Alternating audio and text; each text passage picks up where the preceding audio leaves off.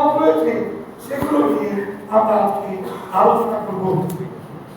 Paul তিনি তার শিষ্য তিনের উদ্দেশ্যে তিনি লিখলেন এবং তিনি এর আগে বললেন, বিশেষ করে যদি 3:6-10 পদ যে আমরা আগের সপ্তাহে করেছি, সেখানে তিনি বিশেষ করে যুবক যুবতী এবং দাস দাসীদের কি কর্তব্য করণীয় রয়েছে সেগুলো সম্পর্কে তিনি বাক্যের মধ্যে উল্লেখ করেছেন এবং তিনকে তিনি আদেশ দিয়েছেন।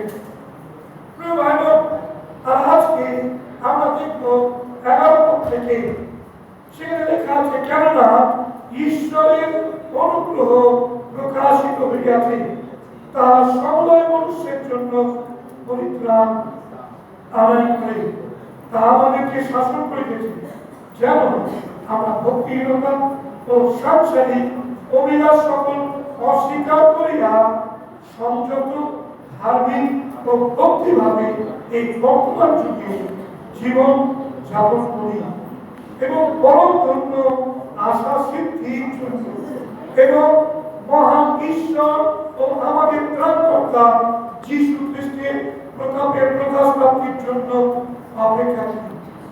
তিনি আমাদের নিমিত্ত আপনাকে প্রদান করিলেন, যেন মূল্য দিয়া আমাদেরকে সমস্ত অধর্ম হইতে মুক্ত করেন এবং আপনার নিমিত্ত নিজস্ব প্রজাবর্গকে সক্রিয়ভাবে উদ্যোগী ও প্রজাবর্গকে সূচি করেন।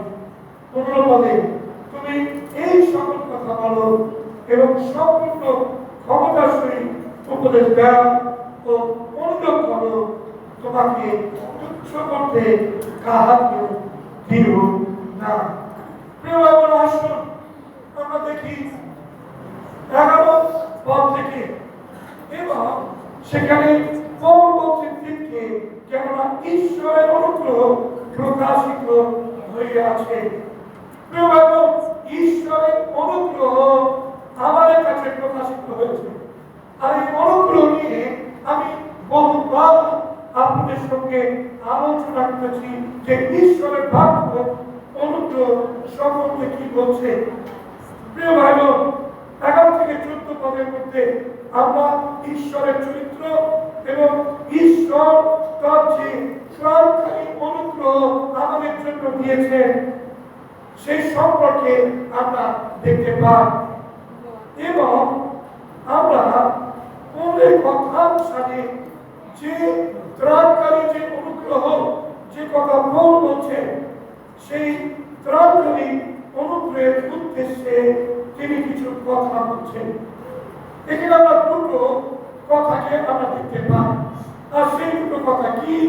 প্রথমত তিনি বলছেন বিশ্বাসীদেরকে, তিনি বলছেন এই অনুগ্রহের কথা। আমরা দেখি যে তিনি বলছেন তারা যেন ভক্তিহীন, ওখানে লেখা আছে তারা যেন ভক্তিহীনতা, সাংসারিক অভিলাষ ও বর্তমান যুগে মূল্যবোধগুলোকে সম্পূর্ণভাবে প্রত্যাখ্যান করে। তাহলে ঈশ্বর তার যে অনুগ্রহ আমাদের কাছে প্রকাশ করেছে, আর সেই অনুগ্রহকে যদি সমাধান করতে হয়, সেই অনুগ্রহকে যদি সম্মান জানাতে হয়, তাহলে আপনাকে আমাকে যে ভক্তিহীনতা রয়েছে, সেই ভক্তিহীনতা এবং সংসার ব্যাপী যে পাশ, তার থেকে আমাদেরকে দূরে থাকতে হবে। ভক্তিহীনতা যদি বিষয় জানতে হয়, তাহলে আমি দু একটা শাস্ত্রাংশ উল্লেখ করছি, আপনি চটপট তুলে দেখবেন। সেটা হচ্ছে রোমিও তার 1 অধ্যায় 18 থেকে 32 পদ। রোমিও তার 1 অধ্যায় 18 থেকে 32 পদ। সম্পূর্ণ পদ পড়া যাবে না, কিন্তু 18 পদের পর থেকে যদি দুটো পদ পড়ি, তার আমার ভক্তিহীনতার বিষয়কে আমরা দেখতে পাব। নির্বাচন করুন রোমিও 1 অধ্যায়। সেই মনুষ্যদের সমস্ত ভক্তিহীনতা ও অধার্মিকতার উপরে প্রকাশিত হয়েছে, যাহারা অধার্মিকতায় সত্যের প্রতিরোধ করে। কেননা ঈশ্বরের বিষয় যাহা জানা যাইতে পারে তাহা তাহাদের মধ্যে সব প্রকাশ আছে, কারণ ঈশ্বর তাহা তাহাদের কাছে প্রকাশ করিয়া ঈশ্বর তিনি তার ত্রাণকারী অনুগ্রহে তিনি তার বাক্যের মধ্যে প্রকাশ করেছেন যে কি করে ভক্তিহীনতা থেকে দূরে থাকা যায়। কিন্তু রোমীয় বাক্যে পৌল বলছে যে তারা জেনে শুনে, তারা বাক্য জেনেও তারা ভক্তিহীনতার পথকে অবলম্বন করেছিল। অর্থাৎ ঈশ্বরের কাছে যে ভক্তি দেখানো প্রয়োজন সেই ভক্তি তারা দেখায়নি। প্রিয় ভাই বোন, আজকে কত সময়তে আমরা ভক্তিহীনতাকে আমাদের জীবনের অংশ হিসাবে আমরা করি। আমরা ঈশ্বরের বাক্য আমরা শুনতে শুনতে অনেক সময় আমরা ঘুমিয়ে যাই। ঈশ্বরের বাক্য শুনতে শুনতে আমরা অনেক সময় পরস্পরের সঙ্গে কথোপকথন করি। ঈশ্বরের বাক্য শোনার সময়তে কত সময়তে আমরা হয়তো পাটাকে আমাদের বেঞ্চের উপরে তুলে দিবা। কত সময়তে আমাদের মধ্যে আমরা ভক্তিহীনতা দেখাই। ঈশ্বরের বাক্য সেবিত হচ্ছে পৃথিবী থেকে, আর আমরা সেই বাক্য শুনবো না বলে উঠে চলে যায়, বাইরে চা খাই, কিংবা অনেকে আছে নেশা ধূমপান করা, তারা আবার অনেকে লুকিয়ে লুকিয়ে ধূমপান করে। ভক্তিহীনতা কেবল রোমীয় বাক্যে পৌল তাদেরকে উদ্দেশ্য করে বলেছেন এবং তাদের ক্ষেত্রেই নয়, কিন্তু সেই ভক্তিহীনতা আজকে সমানভাবে মণ্ডলীর বিশ্বাসের মধ্যেও দেখতে পাওয়া যাচ্ছে। প্রিয় ভাই বোন, আপনি কি সেই ভক্তিহীনতার অংশী হয়েছেন? আপনি কি ভক্তি না দেখিয়ে আপনি ভক্তিহীন হয়ে জীবন যাপন করছেন? প্রিয় ভাই বোন, মণ্ডলীতে ভক্তিহীনতার কথা আর একটা বলিকে দুঃখ পাবেন না। অনেক সময় আমরা এমন ধরনের বেশভূষা মণ্ডলীতে করে আসি যেটা কিন্তু উপযুক্ত নয়, যেটা ভক্তিহীনতাকে প্রকাশ করে। প্রিয় ভাই বোন, যখন মণ্ডলীতে আসি যেন আমাদের বেশভূষা যেন সঠিক থাকে। মহিলাদের ক্ষেত্রে, পুরুষদের ক্ষেত্রে আমি বলি যে আমাদের ভক্তিহীনতা আমাদের বেশভূষার ক্ষেত্রেও রাখা প্রয়োজন। প্রিয় ভাই বোন, আসুন, তারা যেমন ভক্তিহীন ছিল, ঈশ্বরের যে ত্রাণকারী অনুগ্রহ আজকে আমরা প্রাপ্ত হয়েছি, যার দ্বারা যে অনুগ্রহে আমরা পাপ থেকে মুক্ত হয়েছি, পাপ স্বভাব থেকে মুক্ত হয়েছি, আমরা যেন কখনো আমাদের ভক্তিহীনতার দ্বারা সেই পাপ স্বভাবের দিকে যেন নিজেরা নিজেদেরকে এগিয়ে থাকি। হালেলুয়া। আর একটা শাস্ত্র শুনতে, দ্বিতীয় তিমথেও তার 2 অধ্যায় 22 পদ। দ্বিতীয় তিমথেও 2 অধ্যায় 22 পদ। কিন্তু তুমি যৌবনকালের অভিলাষ হইতে পলায়ন করো, এবং যাহারা সুচিহৃদয় প্রভুকে ডাকে তাহাদের সহিত ধার্মিকতা, বিশ্বাস, প্রেম ও শান্তির অনুধাবন করো। হালেলুয়া। ঈশ্বরের বাক্য বলছে তুমি জগতের সমস্ত অভিলাষ থেকে তুমি দূরে থাকো। আর যারা ভক্তির অনুসন্ধান করে, যারা ভক্তিভক্তভাবে জীবনযাপন করে, তাদের অনুকারী হও, তাদের মতো করে চলো। প্রিয় ভাই বোন, আসুন আমরা দেখছি প্রথম জীবন তার 2 অধ্যায় 15 থেকে 17 পদ। প্রথম জীবন তার 2 অধ্যায় 15 থেকে 17 পদ।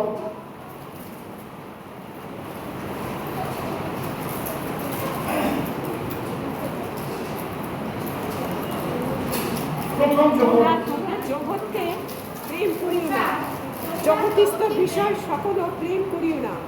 কেহ যদি জগৎকে প্রেম করে তবে পিতার প্রেম তাহার অন্তরে নাই। কেননা জগৎ যে কিছু আছে, মাংসের অভিলাষ, চক্ষুর অভিলাষ ও জীবিকার দর্প, এ সকল পিতা হইতে নয়, কিন্তু জগৎ হইতে হইয়াছে। আর জগৎ ও তাহার অভিলাষ বহিয়া যাইতেছে। কিন্তু যে ব্যক্তি ঈশ্বরের ইচ্ছা পালন করে সে অনন্তকাল স্থায়ী। হালেলুয়া। জগৎ এবং জগতের অভিলাষ বয়ে যাচ্ছে, কিন্তু যে ব্যক্তি ঈশ্বরের ইচ্ছা পালন করে সে অনন্তকাল স্থায়ী থাকবে। প্রিয় ভাই বোন, জগৎ এবং জগতের অভিলাষ বয়ে যাচ্ছে এবং ভক্তিহীনতা জগতের মধ্যে প্রচন্ড পরিমাণে দেখা যাচ্ছে। কে নিজেকে দেখাবে, কে তার শরীরকে দেখাবে, এটা নিয়েই যেন সকলের একটা চিন্তা রয়েছে।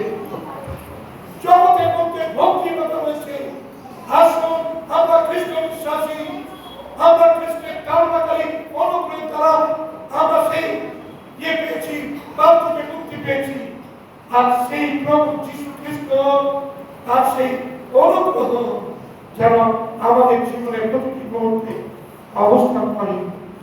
আর দ্বিতীয়টা আমি বলছি যে বিশ্বাসীদেরকে সংযত হতে বলছি। যারা প্রথমটা দেখলাম যেন তার মধ্যে ভক্তিমতা, তাদের মধ্যে যেন অসংযত ভাব না থাকে, তারা যেন সাংসারিক অভিলাষ থেকে বেরিয়ে আসতে পারে। আর অন্যটা যেন বিশ্বাসীরা তাদের জীবনীতে সংযতভাবে জীবনযাপন করে, তারা যেন ধার্মিকতার জীবনযাপন করে, ভক্তিতে জীবনযাপন করে। এটা ঈশ্বরের বাক্য বলছে। প্রিয় ভাই বোন, আর এটা বলতে গিয়ে তিনি বললেন যে পরম ধন্য আশা সিদ্ধির জন্য এবং মহান ঈশ্বর ও আমাদের ত্রাণকর্তা যীশু খ্রিস্টের প্রতাপের প্রতিষ্ঠার জন্য অপেক্ষা করুন। তাহলে আমরা কি করবো?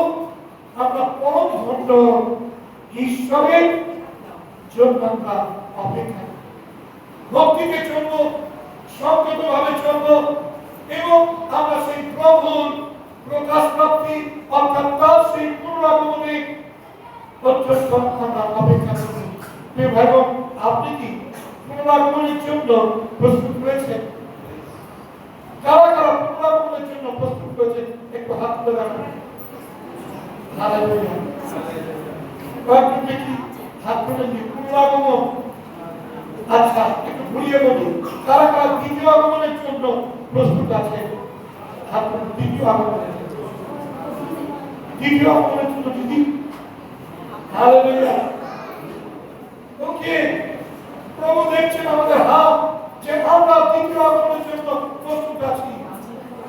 এবং এই দ্বিতীয় আগমনটা আমি এর আগে আপনাকে বলেছি, থিওলজিতে কি বলছে, অন্তিম তত্ত্ব বা এসক্যাটোলজি সেখানে বলছে যে দ্বিতীয় আগমন হচ্ছে দুটো পর্বে হবে। প্রথমটা হচ্ছে পুনরাগমন, দ্বিতীয়টা হচ্ছে দ্বিতীয় আগমন। প্রথমটা হচ্ছে পুনরাগমন, যেখানে প্রভু যিশু র্যাপচার হবে, সর্বোত্থান হবে, অর্থাৎ বিশ্বাসীদের যারা মারা গেছে তাদের কবরগুলো খুলে যাবে, তাদের সেই ধুলি, তাদের হাড় সবকিছু সেই ধুলি নিকাল দেবে এবং স্থান থেকে সেই আত্মাগুলো ফিরে আসবে, দেহের মধ্যে প্রবেশ করবে এবং সেই দেহগুলো দিনকার দেহ থেকে মহিমার দেহে রূপান্তরিত হবে।